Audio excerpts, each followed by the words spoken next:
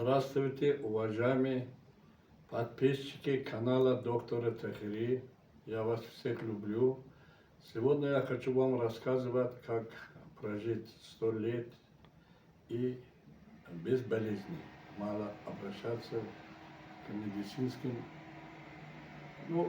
медицине. Потому что так как каждый человек, он для себя есть врачом, все зависит от самого человека, от окружающей среды, от его настроя на долгие жизни.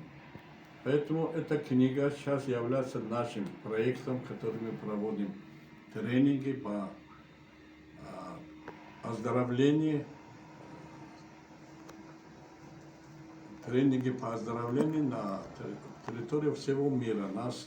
Вот недавно мы были по всему Таджикистану, Узбекистану, сейчас на территории России, сейчас нас приглашают в Иране, в Германии. Поэтому людям нужно знание о здоровом образе жизни. Деньгами можно купить машину, дворец, вертолет, самолет, а здоровье не покупается.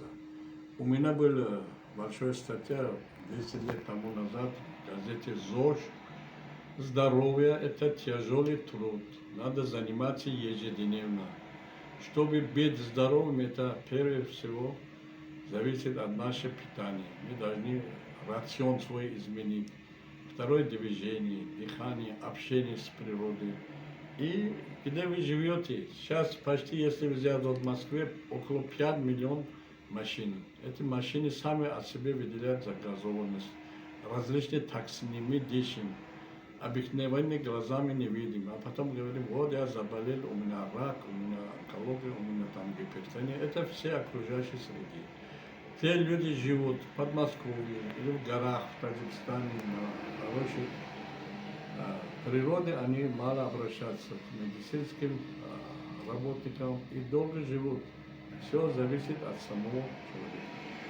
Поэтому мы вас приглашаем на активное долголетие. Можно создавать везде, в каждых городах клуб, кому за 70 лет, за 100 лет в этот клуб собирать людей, дать знания, общение.